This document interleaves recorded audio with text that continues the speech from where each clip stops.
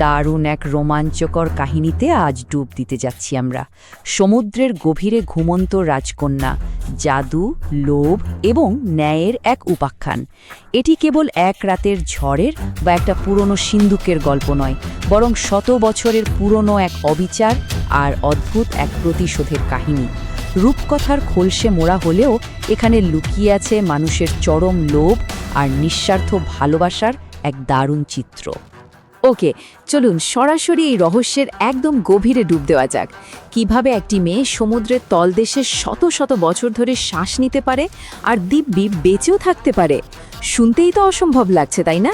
কিন্তু ধাপে ধাপে আমরা দেখব জাদু আর বাস্তবতার এক অপূর্ব সংমিশ্রণে এই অসম্ভব ব্যাপারটা আসলেই ঘটেছিল।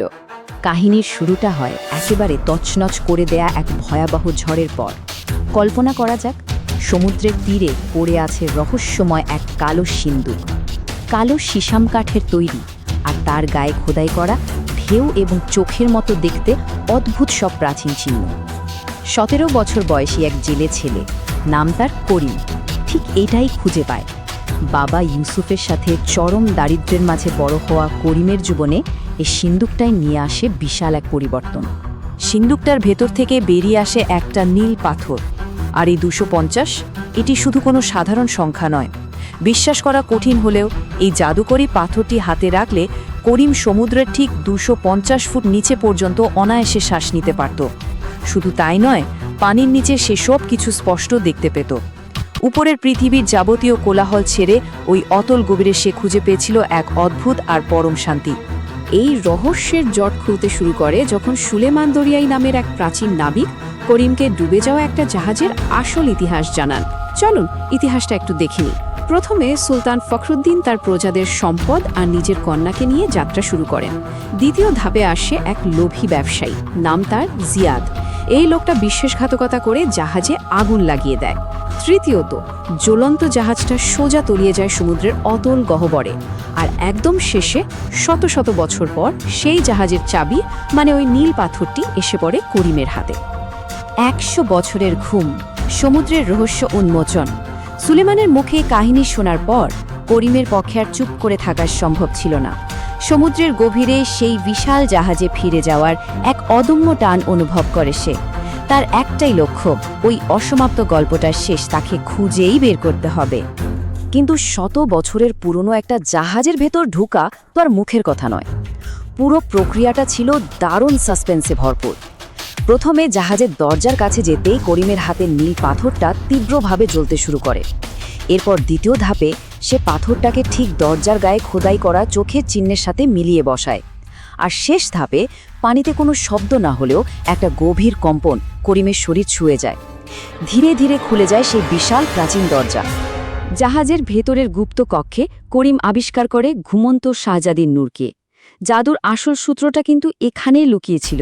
স্ক্রিনের দিকে একটু খেয়াল করলেই বিষয়টা পরিষ্কার হবে।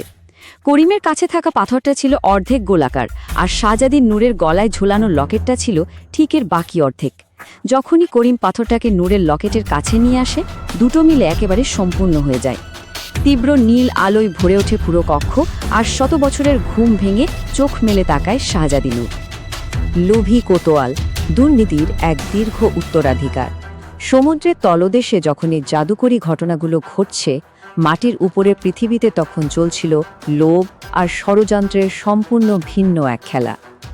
শহরের কোতোয়াল মুরাদ খান, যে কিনা তার বিশাল গুপ্তচর বাহিনীর মাধ্যমে শহরে প্রতিটি খবর নখদর্পণে রাখত, তার শকুনের নজর পড়ে করিমের ওই কালো সিন্দুকটার উপর।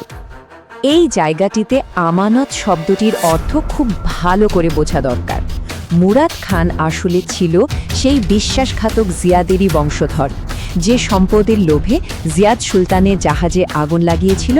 মুরাদ খানও সেই একই সম্পদের খোঁজে মরিয়া, কিন্তু সুলতান ফখরুদ্দিনের কাছে ওই সম্পদ ছিল নিছকই একটি আমানত, যা প্রজাদের কাছ থেকে অন্যায়ভাবে কেড়ে নেওয়া হয়েছিল। আর এই সম্পদ তাদের কাছে ফিরিয়ে দেওয়াই ছিল সুলতানের জীবনের শেষ লক্ষ্য। সম্পদ উদ্ধার, সময়ের সাথে পাল্লা। মুরাদ খানের গুপ্তচর বদর যখন করিম আর নূরের পিছু নেয়, তখন তারা পরিষ্কার বুঝতে পারে যে হাতে আর একদম সময় নেই। ওই রাতেই সম্পদ উদ্ধার করতে হবে। করিম, নূর, ইউসুফ আর শহরের 5 জন বিশ্বস্ত বয়স্ক জেলে মিলে মধ্যরাতে শুরু করে এক রুদ্ধশ্বাস অভিযান। তাদের লক্ষ্য সমুদ্রের তলদেশ থেকে 10টি সিন্দুক তুলে আনা। জাহাজের একটা শুকনো কক্ষে পাওয়া যায় সুলতান ফখরুদ্দিনের লেখা একটা অসাধারণ চিঠি। চিঠিতে লেখা ছিল, এই সম্পদ প্রজাদের, যাদের কাছ থেকে জোরপূর্বক নেওয়া হয়েছিল। যে কেউ এখানে পৌঁছাবে সে যেন এটি এর প্রকৃত হকদারদের কাছে পৌঁছে দেয়।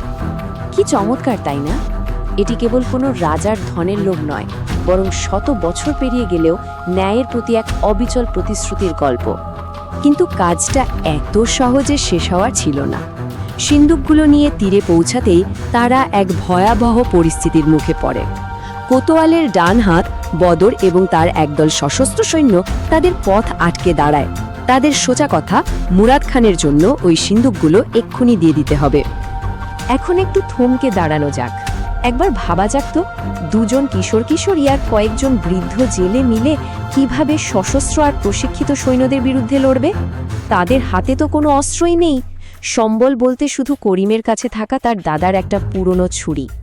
ঠিক এই অসম্ভব আর চরম মুহূর্তেই ঘটল এক ম্যাজিক। করিম আর নূর তাদের পাথর ও লকেট এক করে ফেলে। সেটা থেকে বেরিয়ে আসা তীব্র নীল আলোয় সৈনিকরা ভয় পেয়ে রীতিমতো পিছিয়ে যায়। আর ঠিক ওই সুযোগে ইউসুফের ডাকে শহরের 50 জনেরও বেশি সাধারণ মানুষ লাঠিসোঁটা নিয়ে সেখানে হাজির হয়। মুরাদ খানের অত্যাচারে অতিষ্ঠ এই মানুষগুলোর ঐক্যবদ্ধ রূপ আর ওই জাদুকরী আলোর ঝলকানির সামনে বদর আর তার বাহিনী হার মানতে বাধ্য হয়। এক সত্যিকারের গেম চেঞ্জার মুহূর্ত। প্রকৃত হকদার, ভারসাম্য ফিরিয়ে আনা। সাধারণ মানুষেরই অভ্যুত্থানের খবর পেয়ে সেই রাতেই দুর্নীতিবাজ মুরাদ খান ভয়ে শহর ছেড়ে পালিয়ে যায়। পরদিন সকালে সবাই দেখে কোতোয়ালি একদম ফাঁকা। শত বছর পর সুলতানের সেই সম্পদ অবশেষে শহরের বয়স্ক এবং বিশ্বস্ত মুরব্বীদের হাতে চলে আসে।